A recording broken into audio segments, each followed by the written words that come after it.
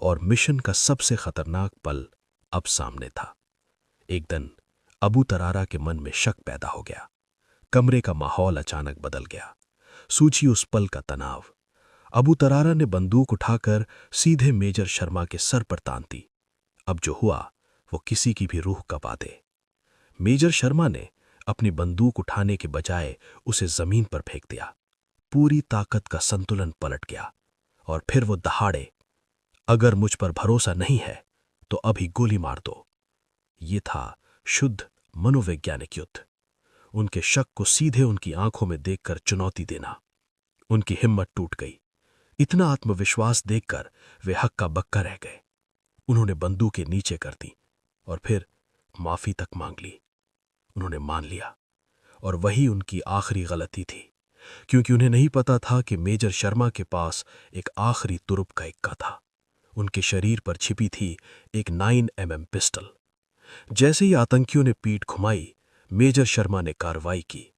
पल भर में बेहद सटीक निशाने के साथ अबू तरारा और अबू सब्जार दोनों ढेर। मिशन पूरा हुआ, लेकिन मेजर मोहित शर्मा की बहादुरी की कहानी यहीं खत्म नहीं होती। 5 साल बाद 21 मार्च 2009 कुपवाड़ा के घने जंगल। उनकी टीम पर 3 तरफ से भारी गोलीबारी में घात लगाकर हमला हुआ। 4 जवान घायल, मेजर शर्मा खुद जख्मी। लेकिन उनका ध्यान सिर्फ एक चीज पर था, उनकी टीम। लगातार गोलियों की बौछार के बीच वो रेंगते हुए आगे बढ़े और 2 घायल साथियों को सुरक्षित स्थान तक खींच लाए। और फिर आया वो पल जो इतिहास बन गया।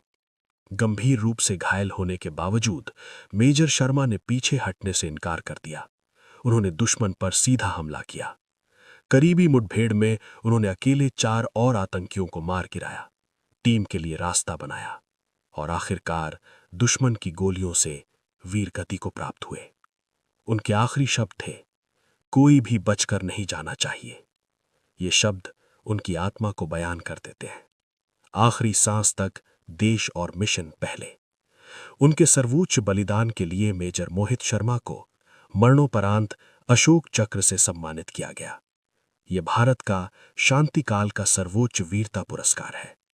तो हम वहीं लौट आते हैं जहां से कहानी शुरू हुई थी। इफ्तिखार भट्ट, बदले से भरा एक नकाब, और उसके पीछे मेजर मोहित शर्मा, त्याग, साहस और कर्तव्य का प्रतीक। तो असली हीरो कौन होता है? वो जो भूमिका निभाता है या वो जो सच्चाई में होता है?